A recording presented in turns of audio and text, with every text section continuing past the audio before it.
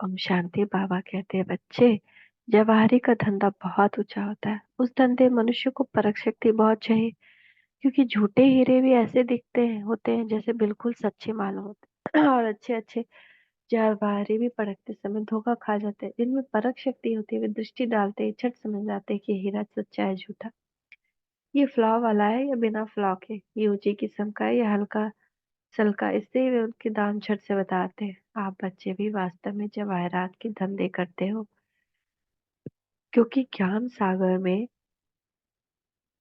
शिव बाबा से जो शिक्षा आप ले रहे हो, उनका एक एक वचन कई हीरो के बराबर है। इस ज्ञान की धारणा से उनका जीवन कौड़ी तुल्य से हीरे तुल्य बन जाता है। बाबा समझाते हैं, ज्ञान की हर बात को अविनाशी रतन अथवा अनमोल हीरा समझकर जब आप धारण करोगे तो भविष्य में आप ऐसी सुखमय सृष्टि में जाओगे जहाँ आपके खजाने में अनगिनत हीरे होंगे। खजाने में ही नहीं, आपके महलों की छतों में भी रतन जड़ित होंगी, और सोने की चादरों में मड़ी हुई दीवारें में हीरे मोती आपके महल की कांति फैलाएंगे। इस प्रकार ईश्वरीय ज्ञान के महत्व और मूल्य को समझते हुए बाबा सांसारिक श्रृंगारों को छोड़कर इन ज्ञान रत्नों से आत्मा को सजाने की अनुमति देते हैं। फिर बाबा कहते हैं, बच्चे, सभी लोग सच्चे हीरे के खरीदार नहीं होते। कोई बिरला ही हीरो का पारखी और खरीदार बनता है। बहुत से लोग तो देखने वाले और पूछताछ करने वाले ही होते हैं। खरीदने वाला कोई बिरला बख्तावर तो होता है। अतः आप जो इन अविनाशी हीरो का व्यापार करते हो, आपके पास पूछने तो बहुत लोग आएंगे, परंतु इन लोगों ये लेगा कोई बिरला ही, क्योंकि आप एक ऐसे संसार रूपी बाजार में बैठे हो जहाँ बनावटी परंतु सस्ते हीरे मिलते हैं। बनावटी माल बेचने वालों में अगर कोई सच्चा माल बेचने वाला व्यापारी बैठा हो तो लोग उसके माल पर भी संदेह करने लगते हैं। बाबा कहते हैं, शिव बाबा को ज्ञान सागर भी कहा जाता है और रत्नागर भी। क्योंकि वह ज्ञान रूपी रतन देता है। वह कंकड़ पत्थर लेकर उसके बदले में अनमोल और अपार रतन दे देता है। देखो तो वह कितना भोला व्यापारी है। जवाहरी लोग तो हर एक हीरे का दाम चुकाते हैं, वह अपना मुनाफा कर लेते हैं, परंतु ज्ञान सागर एवं रत्नागर परम पिता परमात्मा जो सबसे बड़ा जवाहरी है, वह मनुष्य आत्मा रूपी बच्चों से क्या पैसा लेगा।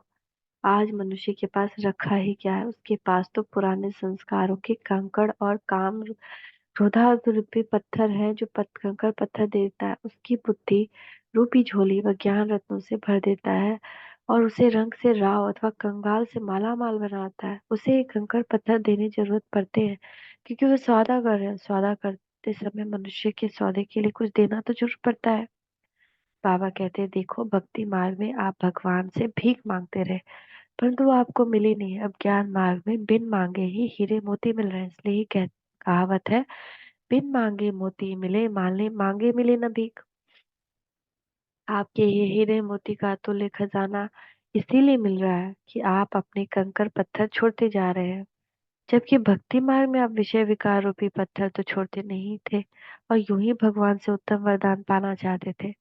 बाबा समझाते हैं कि पुरुषोत्तम अथवा संगम युग का यह जीवन, जबकि आप पतित से पावन अथवा भोगी से योगी बनने का पुरुषार्थ करते हैं, यही वास्तव में हीरे तुल्य बनाती है। बाबा कहते हैं, आज लोग कहते हैं कि मनुष्य का जीवन हीरे जैसा अमोलक है, परंतु वास्तव में आज मनुष्य कौड़ी तुल्य भी नहीं है। यूं कई लोग कई नेताओं को चंदा आदि सोने से तौलते हैं। आगा खां को भी उनके अनुयायी प्लैटिनम से भी तौलते हैं, परंतु वास्तव में आज किसी का भी जीवन हीरे तुल्य नहीं है, क्योंकि न उनके पास ईश्वरीय ज्ञान है और न पवित्रता का ही खजाना है। वास्तव में जो ईश्वरीय ज्ञान लेने वाले और पवित्र तथा राजयोगी बनने वाले नर नारी हैं, उन्हें यदि हीरो से तोला जाए तो उन हीरो के मूल्य से भी उनका जीवन अधिक मूल्यवान है, क्योंकि वे अपने मुख से ज्ञान रतन निकालते हैं। उनकी बुद्धि रूपी तिजोरी में अविनाशी ज्ञान रूपी हीरे भरे हुए हैं। जो हीरे वे दूसरे को देकर उन्हें भी हीरे तुल्य बनाते हैं। ज्ञान रूपी हीरो से ही मनुष्य का भविष्य में विश्व का चक्रवर्ती दैवी स्वराज्य प्राप्त होता है।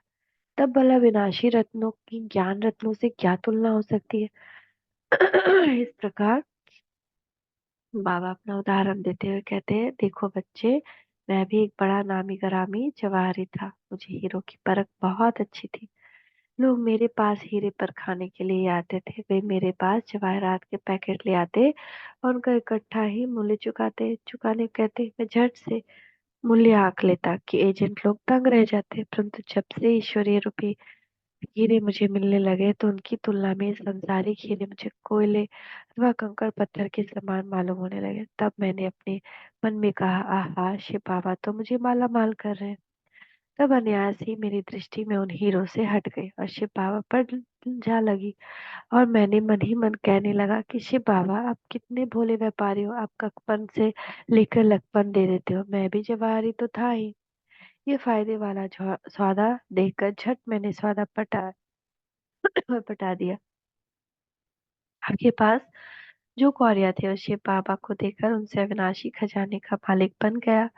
भले ही मैं खिदरपुर का नवाब माना जाता था, परंतु राजाओं और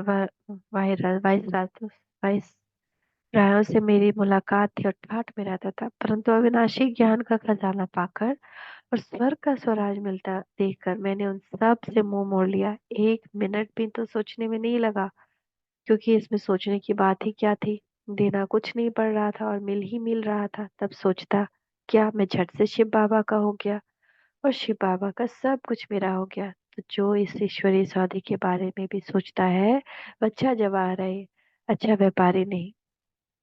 वो तो अंत तक सोचता ही रह जाएगा और ये सच्चा सौदा करने से चूक जाता है। फिर बाबा कहते हैं, बच्चे, हीरो को रखने के लिए उनका बक्स भी बहुत सुंदर और ऊंची किस्म का बनाया जाता है। जितना मूल्यवान हीरा हो उसके अनुसार ही मूल्यवान उसकी डिब्बा होता है।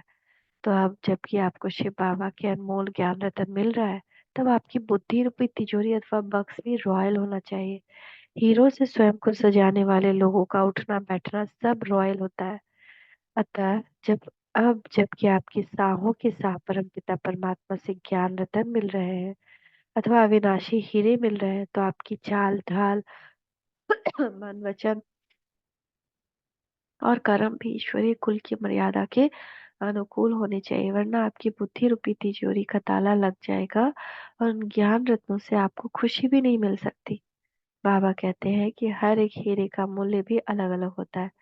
हीरे और रतन की अलग अलग किस्में और अनेक अलग अलग नाम होते हैं। जिन हीरो में फ्लॉ होता है उनके दाम कम हो जाता है और फ्लॉलेस होते हैं उनका ऊंचा माना जाता है। इस ज्ञान रत्नों में जिन बच्चों में कोई न कोई खामी त्रुटि आसुरी लक्षण है वे फ्लॉ वाले हैं, अर्थात कम मूल्य वाले हीरे हैं। और जो पवित्र एवं साफ दिल है वे फ्लॉलेस हीरे ही विष्णु के गले की माला रतन बनेंगे। तो देखो, नौ रतन का विशेष गायन है, क्योंकि ये तो शिव बाबा के ज्ञान प्राप्त करने वाले सभी बच्चे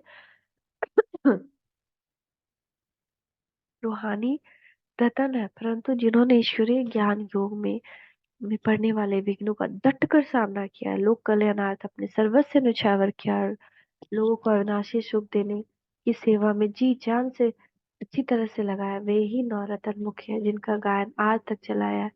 आज भी लोग विघ्नों को टालने के लिए सुख प्राप्त करने के लिए उन नौ रत्नों की यादगार विनाशी नौ रत्नों की अंगूठी पहनते हैं। इस प्रकार रत्नों और जवाहरात के धंधे का उल्लेख करते हुए बाबा कहते हैं, अब आप में हर एक बच्चे को देखना चाहिए कि मुझ ईश्वरीय रत्न में कोई फ्लॉ अथवा दुर्गुण या कोई त्रुटि तो नहीं है। यदि है तो फिर मैं विष्णु के गले की माला का बनकर कैसे बन सकता हूँ। क्या मैं यज्ञ के कार्य में विघ्नों का सामना करता हूँ, उसमें कोई विघ्न तो नहीं डालता हूँ। यदि इस प्रकार आप सब परिस्थितियों का सामना करते हुए कठिनाइयों को सहन करते हुए जी जान लगाकर मनुष्य आत्माओं की अलौकिक सेवा में अपने शरीर को चूर चूर कर दोगे तो सुख शांति से भरपूर सृष्टि में नौ रत्नों को में आपका स्थान मिलेगा। समझे? आराम से बैठने से वो स्थान नहीं मिलेगा। क्या बाबा कह रहे हैं? यदि आप सब प्रकार की परिस्थिति का सामना करते हुए कठिनाइयों को सहन करते हुए जी जान लगाकर मनुष्य आत्मा को अलौकिक सेवा में अपने शरीर को चूर चूर कर दोगे तो सुख शांति से भरपूर सृष्टि में नौ रत्नों में आपको स्थान मिलेगा। थैंक यू बाबा, थैंक यू। ओम शांति, ओम शांति, ओम शांति।